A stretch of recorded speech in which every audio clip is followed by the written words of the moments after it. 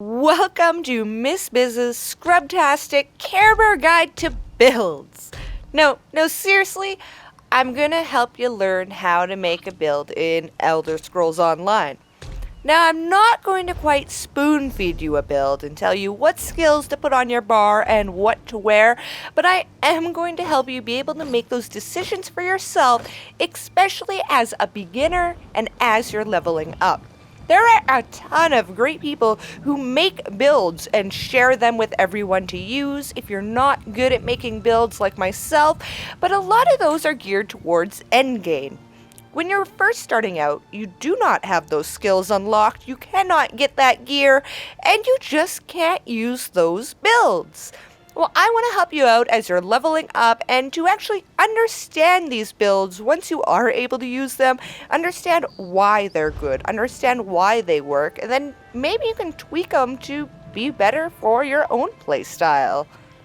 To start off, we're going to go way back in time to character creation. When you very first create your character in ESO, you're going to need to choose a race and a class. Now, this part of the video is going to be a little bit opinion, but I'm going to give you my take on the advice. Does race matter? Well, personally, if you're looking for leaderboards, maybe doing VMA or vet trials or, being the best of the best, yes, race matters. Skill does way more than what your race does, but any little bit to give you that edge will matter.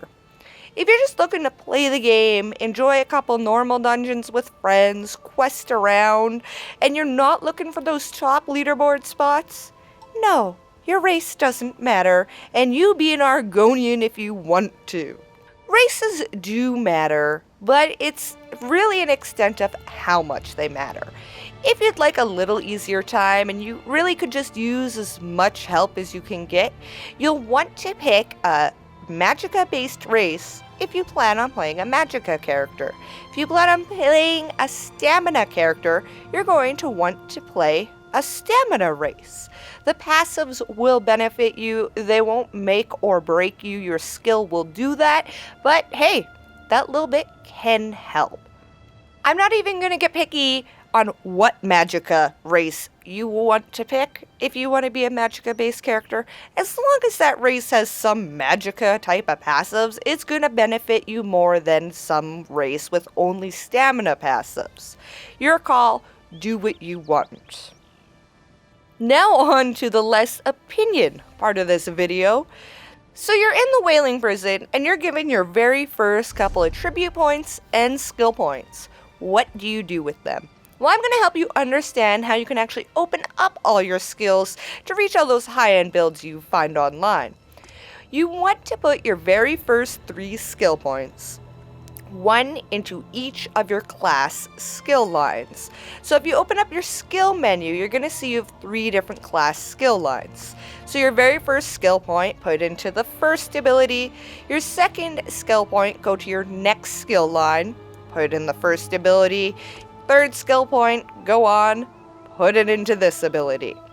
On your 4th skill point, hopefully you found a weapon that you're choosing to use.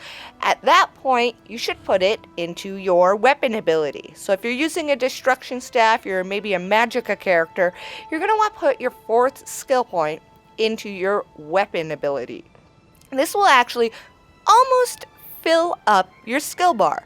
Now, why are you doing this? You are doing this because when you gain experience, you can see my skill bar below at the bottom of the screen here. When I gain experience, those specific skills and the skill line they are in level up. You need them on your active skill bar though. So let's say you open up Endless Fury. This is the morphed version, but let's say you open up the first skill and you don't put it on your bar. The Storm Calling skill line won't level up if you have none of these skills on your bar. Of course, neither will the open ability. So if you're not leveling up your abilities, you're never going to be given the choice to morph them, to choose what what direction you want to head with that ability. Each ability can be morphed once. You'll have 2 choices when you go to morph it. So if you put your first 4 skill points into that, awesome. You are now leveling up all your class skill lines and your main weapon line. Once you get to level 15, you can open up another skill slot where you can actually bar swap. So you can have 2 bars. Remember, whatever one is on the screen when you earn experience, that's the one leveling up. So let's fast forward a little bit. Let's say that you now have more skills unlocked than you can actually fit on your skill bars. What do you do? How do you choose? Well, we're going to talk about magicka and stamina, and this is the most important part of this video, so please listen closely.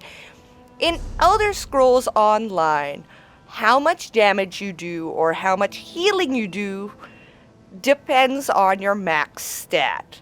So let's say I want to do the most damage possible with Endless Fury.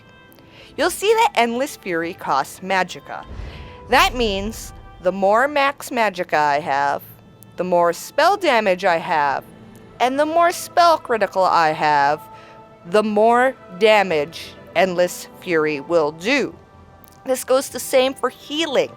If you are a healer and you have skills that heal, the higher your max magicka and the higher your spell damage and the higher your spell critical, the more those skills are going to heal. So this is why you need to pick if you want to be a magicka or a stamina character. If you're tanking, the line gets a little wishy-washy because if you're using magicka skills but you need stamina to block, the line gets a little more wishy-washy. But if you are a DPS or a healer, you need to pick one. Stamina. If any of your skills cost stamina, that will actually go off of your maximum stamina, your weapon damage, and your weapon critical. I just want to point out quickly that weapon damage and weapon critical are only going to affect skills that cost stamina. Even though your staff is actually a weapon, weapon damage and weapon critical will not affect your staff at all, because all of your staff abilities cost magicka. I just want to clear that up real quick. So your tribute points, what do you want to do with them? Well, like I just explained, if you're choosing to be a magicka character, eventually you're probably going to put all your points into magicka. As you're leveling up, especially if you are new to this game, feel free to put a couple of tribute points into health. You can totally go later on when you're better at the game, you can go to your main capital city and you can actually reset your tribute points and you can spend them however you want. So if you put a couple into health when you're first starting out, it's okay.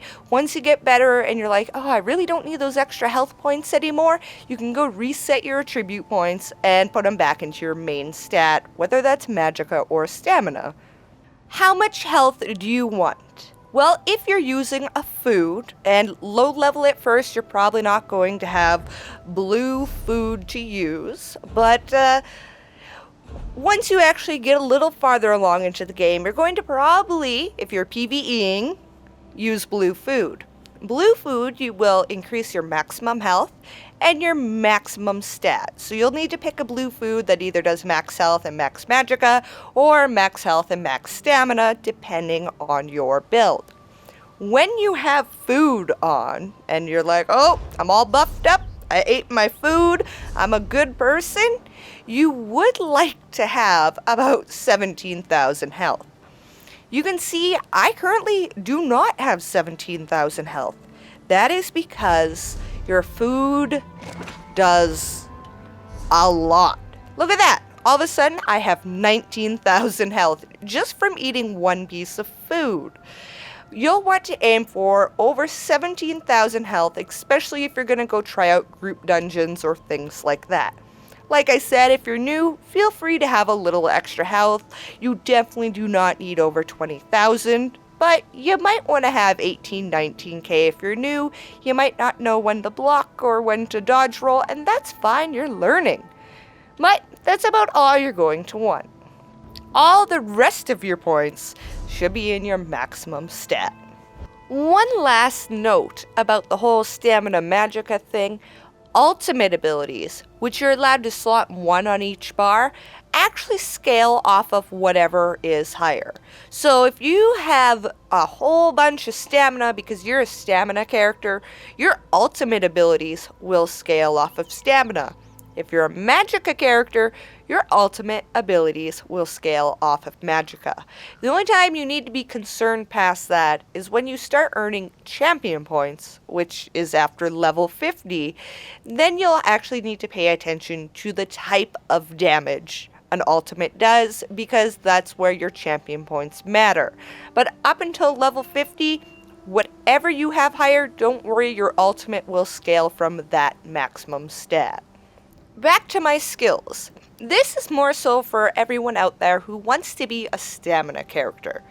When you first get your character, you start leveling up, you're going to notice that all of your skills cost magicka.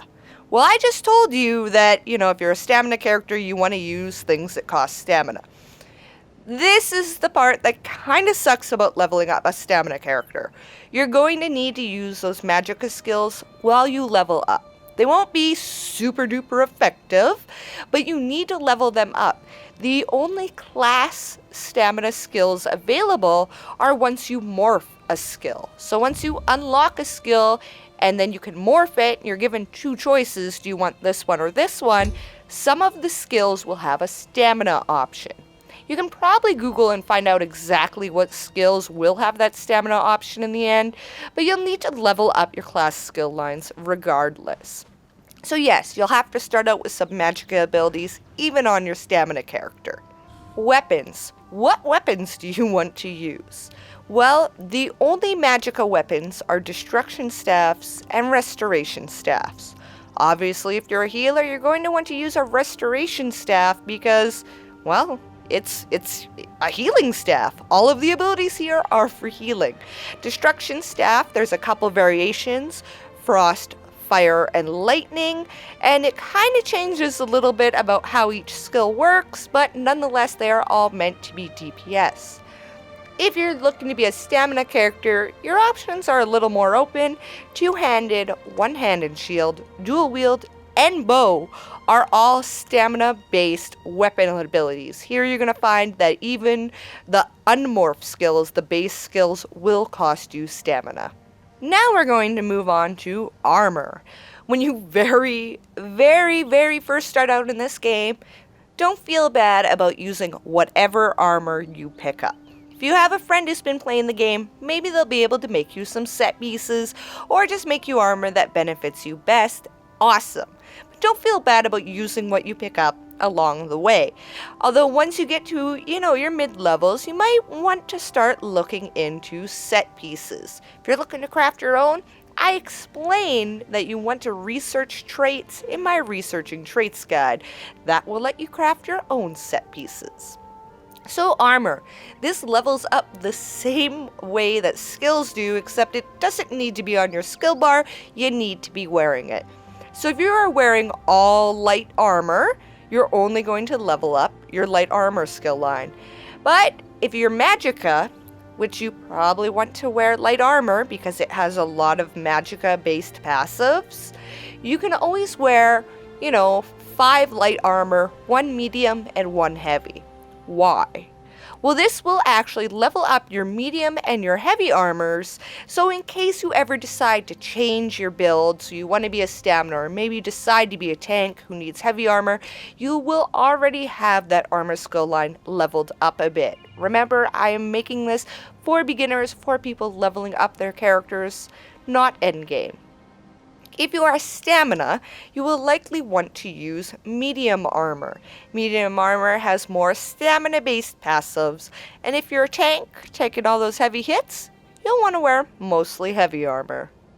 Once you start unlocking a lot of skills, be sure to pay attention to the passives that are available to you. All of the skill lines have passives available, and if you're looking to use those skills in the future, a lot of times these passives do a lot of good. Sometimes you don't even need to be using any of the skills from that skill line, and that passive will be helpful to you. So don't forget about those. As well, don't forget about all the other skill lines you have available to you. So now that you've decided on your whole magicka or stamina character, you start unlocking some skills and you're really looking to help squeeze a little bit more out of how useful you are, how are you going to help your stats? Well, there's a couple different ways to actually raise your stats, such as magicka, spell damage, weapon damage, and all that. The first off is your skills and their passives. You'll see there's buffs. The passives will do passive things, including your racial passives. That will help you. Secondly, obviously your attribute points. What you put your attribute points in will affect your stats. Thirdly, you have your armor. Your armor, your jewelry, and your weapons. These things can have set bonuses. That will mean they give you a bunch of extra stats depending on how many pieces of that set you wear. On top of that, you'll notice that I have a Divine's trait, so my Mundus Stone effects are amplified. On top of having a set bonus, you can have a trait on all your items that actually helps out with whatever stat. The third thing you can have is actually enchantments. You can have enchantments on weapons, armor, and jewelry. That will once again help out with your stats. These are really nice because they're really interchangeable. You know, you have to go pay a whole bunch of gold in order to be able to change your attribute points. But to change your enchantment on something, you just need to go craft a new glyph and apply it to your weapon or armor, and voila! It will change to whatever enchantment you just applied. The next place to help you get a buff in your stats is your Mundus Stone. Your Mundus Stone will do different things depending on what Mundus Stone you choose, and you'll definitely want to try one out. The very first one you run across will likely be the Lady. The Lady is the first Mundus Stone anyone ever comes across. Grab it, it increases physical resistance, but hey, it's better than nothing. You can always Google where the other Mundus Stones are to go pick up their effects instead, or you can just stick with the Lady until you bump into the one you want. To use a Mundus Stone, you have to just walk up to it, use the activate key, and you'll be given those effects. They are permanent until you change to another Mundus Stone. The only time that you are allowed more than one Mundus Stone is when you are wearing the Twice Born Star set. The fifth bonus to this set is that you can have two at the same time, so that's why you see in my character sheet, I actually have 2 Mundus Stones.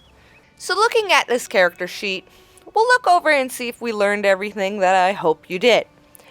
First off, I'll kind of mention this. There is an equipment bonus. This more so tells you if your gear matches your level and how high quality it is. Don't put too much thought into this, but if it's at like 1 star, you probably want to look into why. You may have outleveled your gear by a whole bunch, so it's not very effective. We went over your attribute points and how you want to divide those up. And we went over how your maximum stats work and all this damage and critical. Your recovery is just how quickly you recover that stat after you lose some. And your resistances. Well, let's have a little talk about resistances. If you're not a tank, you don't care. This is talking from a PvE point of view. If you're a DPS or a healer, don't even worry about these 2 numbers. Stay out of the red. You'll be okay. The tank is going to take most of the hits. If you're in PvP, though, you will want to worry about critical resistance. And I note, if you're only doing PvE, so you're just in the overworld, you're doing dungeons, you do not need any critical resistance because mobs cannot crit. None. Zip. Zada. But when you're in Cyrodiil PvPing, other players can crit. You'll need some critical resistance. There's a specific trait available for that, impenetrable. Next up, we have our riding skill, which really doesn't affect your build at all. And then we have your active effects. Here's where you're going to see all the buffs on you and all that good stuff. So you'll see your Monday Stone. If you're a vampire or werewolf, I'm a werewolf, I don't know why I still am. You will see it here. As well, you'll see any food or drink buffs, or if you're an ESO Plus member. If you actually turn on some skills, like I am about to, you'll see that some of those skills actually show up in your active effects, probably because they have a passive component. So now that you have a better understanding of all the skills, passives, armor, and everything related to your build in Elder Scrolls Online, go out and enjoy the game. If you're a little later or you're just looking for what you want to achieve and you want to check out some builds, you'll want to check out people like Alcast, Deltia's Gaming, Wooler, or the Tamriel Foundry forums. Those are all great places to look for up-and-coming builds, what's the latest and greatest, and what works well in the current patch. I'll leave the links to all their channels below. Thanks for tuning in. I'm Miss Bizz. I hope you learned something. If you have any questions, feel free to leave a comment below and I'll try to help you out the best I can. Thanks for tuning in, and bye for now.